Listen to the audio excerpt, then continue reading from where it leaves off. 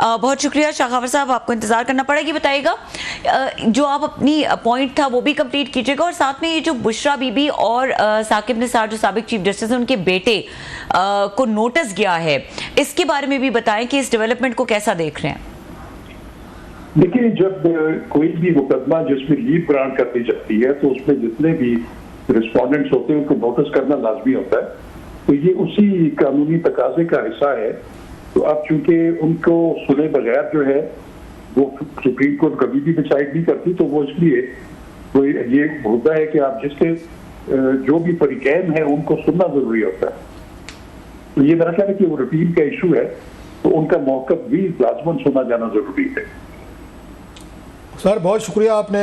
Join किया। Sir आप क्या समझते हैं, साकिब निसार साहब ऑफ कोर्स एक चीफ जस्टिस रहे हैं, बड़े बाज कंट्रोवर्शियल, उनको भी समझा जाता है, क्रिटिक्स भी हैं, उनको अप्रिशिएट करने वाले भी लोग हैं, दोनों साइड से हैं।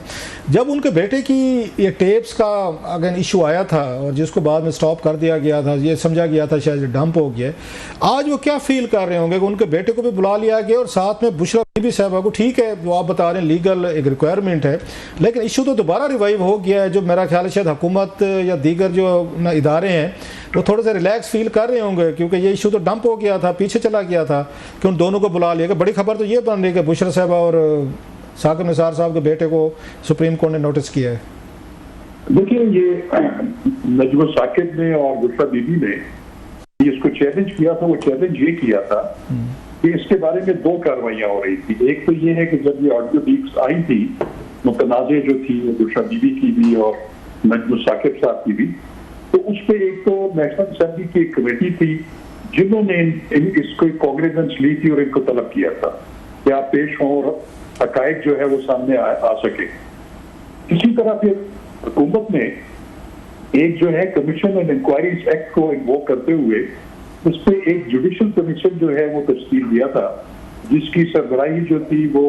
जस्टिस अभी मौजूदा हमारे चीफ जस्टिस हैं वो थे, और उसमें दो जज साहिबान और थे जिसमें जस्टिस नईम अफगान थे और उसमें आमिर फारूक साहब भी थे और फायजीसा साहब उसकी सदारत कर रहे थे। तो अभी उनकी पहली समाअत हुई थी और उन्होंने नोटिस इशू किए थे कि उस पर फिर सुओ मोटो सुप्रीम कोर्ट के एक लार्जर बेंच थे जिसकी सरबराही उस पर के चीफ जस्टिस जनाब उमर अता बंदयाल साहब कर रहे थे, उन्होंने इनको कार्रवाई से रोक दिया था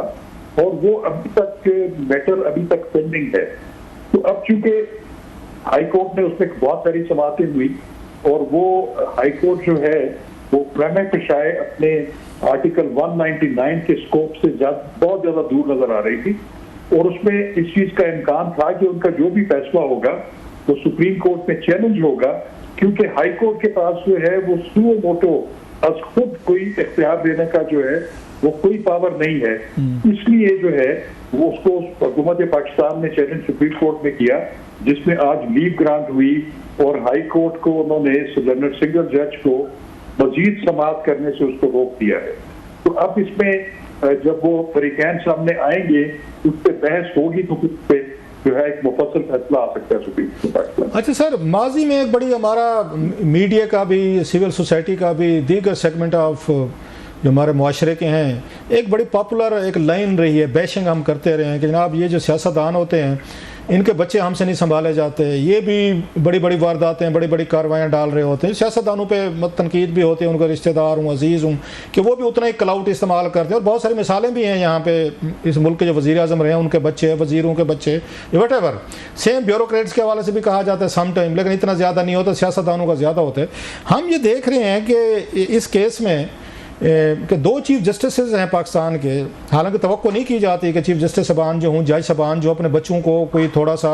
उनके क्लाउड का नाजायज़ फ़ायदा उठाने दें। पहले इफ्तिखार चौधरी साहब थे, उनका बेटा अरसलान जो है वो बहुत बड़े, आपको याद होगा, इशू स्कैंडल में आए थे, मलिक रियाज साहब ने उन्हें बड़े इल्ज़ामात लगाए थे कि कितनी कितनी उनसे उन्होंने फेवर्स ली थी कोई फैसले कराने के लिए। अब हम देख रहे हैं कि साकिब निसार साहब के फरजान जो हैं उनका नाम आ रहा है इन तमाम चीज़ों में, कंट्रोवर्सीज़ में। आप इसको कैसे देखते हैं? मतलब सियासतदानों के बच्चे भी अपनी पोजीशन का वो फ़ायदा उठाते हैं, यहाँ हम देख रहे हैं कि चीफ जस्टिस साहबान के बच्चों पे भी ये इसी तरह की मिलती जुलती चीज़ें हैं। तो हो मतलब उस पर आप क्या कहेंगे? खुद आप एक जज रहे हैं सर। देखिए रोब भाई, मैं आपको बताऊं कि अब रवायात जो है ना वो काफी बदल गई है जी। अब नॉर्म्स और वैल्यूज के जो पैमाने थे वो धीरे जो पहले किसी जमाने में हुआ करते थे। मुझे याद है कि हम जब नए नए वकालत में आए थे कि जब किसी भी जज साहब की तैनाती होती थी हाई कोर्ट में या सुप्रीम कोर्ट में, तो उसमें एक बिल्कुल अंडरस्टूड बात हुआ करती थी कि उनके औलाद या उनके करीबी रिश्तेदार जो है वो अदालतों में जाना छोड़ देते थे कि कहीं ये तासुर ना हो कि वो उनके जो बुजुर्ग हैं या बड़े हैं वो अब डिबेट हो गए बेंच पे, तो वो कहीं उनका नाम ना इस्तेमाल कर रहे हो या अपनी वो पोजीशन का फायदा ना उठा रहे हो। लेकिन अब हमें नजर आता है कि न सिर्फ उनके रिश्तेदार करीबी रिश्तेदार अदालतों में पेश होते हैं, बल्कि हमने ये भी देखा है कि जो बड़ा अफसोसनाक है कि वो डन बेसिस के ऊपर केसेस उठाते हैं और उनके केसेस उनके डिसाइड भी होते हैं उनके हक में, और वो मुंह मांगी फीसें भी लेते हैं। और उसके साथ साथ जो सियासी वाबस्तगियां हैं वो भी बड़ी आया हैं। तो अब हमें जैसे अभी साकिब निसार साहब की बात की, तो उनके जो बच्चे थे, उनकी बेटियां और उनका बेटा, वो सारे हमें पता था कि उनकी जो सियासी इंक्लिनेशन या उनकी जो हमदर्दियां हैं वो पीटीआई के साथ थी। मैं समझता हूँ कि इसमें कोई बुरी बात नहीं है, हर शहरी का ये बिल्कुल उसका राइट है कि वो किसी भी पॉलिटिकल पार्टी को ज्वाइन करे, उसको हिमायत करे, लेकिन वो हिमायत जो है फिर असरअंदाज नहीं होनी चाहिए अपने वालिद साहब की हैसियत के ऊपर। तो अनफॉर्चुनेटली वो चीजें जो है एक्सीड हुई और उसमें मुअज़्ज़ज़ जज साहिबान जो है वो अपनी औलादों या अपनी फैमिली मेंबर्स की कंट्रोवर्सीज की वजह से वो खुद भी कंट्रोवर्सी कर सकता। सर आपने बड़ी अहम बात की है, इस बात का जजेस को या चीफ जस्टिस साहबान को इल्म होता है कि हमारे बच्चे जो हैं ये किसी से लेन देन कर रहे हैं। जैसे मलिक रियाज वाले केस की मिसाल देख लें, बहुत बड़ा केस था, आपको याद होगा, या अभी साकिब निसार साहब वाला हम देख रहे हैं। इनको इल्म होता है कि हमारे बच्चे कुछ लोगों से मिल रहे हैं या कुछ लोगों से बातचीत कर रहे हैं, कुछ से कोई लेन देन उनका चल रहा है, या वो टोटल मतलब इन ब्लैंक उनको नहीं पता होता और उनके बच्चे उनका नाम इस्तेमाल कर लेते हैं। आपकी क्या इस पे ऑब्जर्वेशन है सर कि उनके इल्म में होता है और फिर बच्चे ये सारी कार्रवाइयाँ डाल रहे होते हैं, या ये बच्चे उनके क्लाउड का नाजायज़ फ़ायदा उठा रहे होते हैं और उनको एक दिन जब तक वो स्कैंडल सामने नहीं आता उन्हें इल्म नहीं होता इस बात का? देखिए, मैं आपको रुपये बताऊं कि आजकल जो दौर है वो इख्लाकियात से ज़्यादा मेटीरियलिस्टिक दौर हो रहा है। मैं ये दोनों को जज साहबान की बात नहीं कर रहा, मैं जनरली बात कर रहा हूँ कि अब मटीरियलिज्म की तरफ ज्यादा जो है वो पैसे कमाने का जो एक लत पड़ गई है हमने एज अ कॉम, वो फॉर्चुनेटली हर जगह हावी है। तो मैं ये समझता हूँ कि जो जज साहिबान है उनकी जो फराइज मनसबी होते हैं वो बड़े हसास किस्म के होते हैं। वो लोगों की जो फेट्स हैं उनका उन्होंने डिसाइड करना होता है।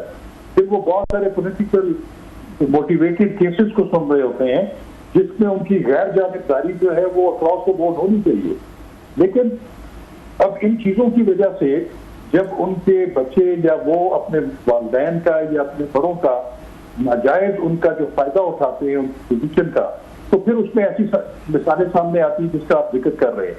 तो मैं समझता हूँ कि जज साहिबान को अपने इमीडिएट फैमिली मेंबर्स, उनकी स्पाउसेस, उनके सिबलिंग्स, उनकी जो औलादे हैं, उन पे कम से कम जरूर नजर रखनी चाहिए